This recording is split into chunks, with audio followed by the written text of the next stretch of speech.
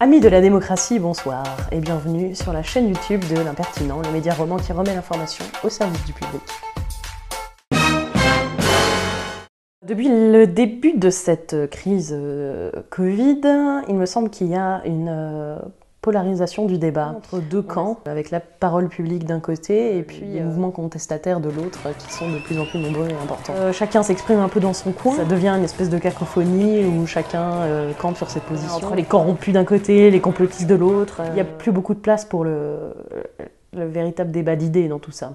En tant que citoyenne, j'ai été très étonnée de voir que le service public ne proposait pas un tel exercice. D'étouffer ces mouvements, de faire semblant de ne pas les voir, c'est assez contre-productif et finalement ça ne fait que renforcer les doutes de la population. C'est donc pourquoi l'Impertinent avait pour projet d'organiser ce débat entre deux scientifiques de renom. La première, c'est Astrid Stuckelberger, qui s'exprime assez régulièrement en ce moment pour remettre en cause la validité des tests PCR notamment.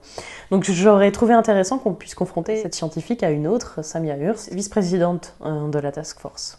J'ai donc soumis ma proposition à Samia Hurst, assez sûre de mon coup, je dois dire, et elle m'a répondu, après avoir réfléchi un peu, que les membres de la Task Force étaient malheureusement contraints de limiter le nombre de leurs contributions pour des questions de disponibilité. Samia Hurst, médecin, bioéthicienne, elle nous dira pourquoi la mobilisation et tous les tracas qui vont avec restent pertinentes. Bonsoir. Vous êtes médecin, bioéthicienne, alors vous, au contraire, vous militez pour le port du masque, pour le respect des mesures sanitaires. Alors... Le terme de course est un peu trompeur. Évidemment, il y aura un succès de prestige pour ceux qui seront les premiers. Il y a beaucoup de choses qu'on ne sait pas, je ne vais pas pouvoir faire une liste complète. Mais elle a ajouté, magnanime, que si un projet plus large devait voir le jour, en Suisse romande, par exemple mené par un pool de médias incluant le mien, qui toucherait le public le plus large possible, nous pourrions bien sûr y contribuer.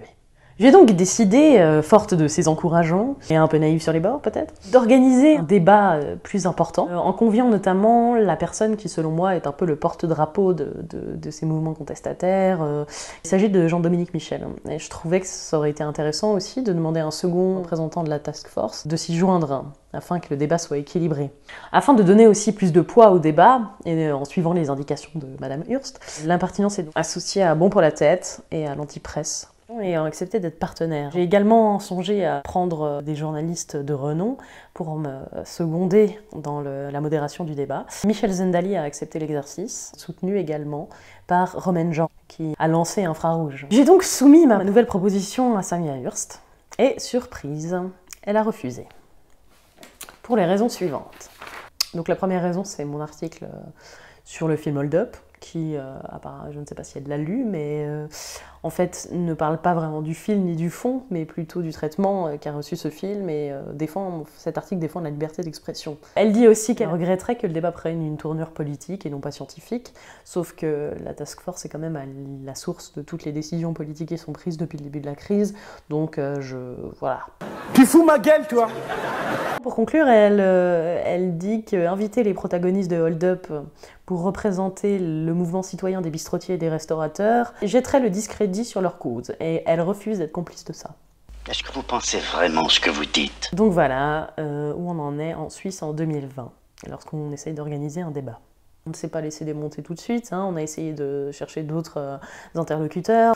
On a notamment sollicité Didier Pittet, Daniel Corr, Virginie Masseret, mais que ce soit du côté de la Task Force ou de l'OFSP, voilà, personne n'a accepté notre invitation, certains ne se sont même pas donné la peine de répondre en fait. J'ai aussi également eu l'occasion de me rendre compte que certains de mes collègues, dont journalistes donc, avaient de moi une image de complotiste.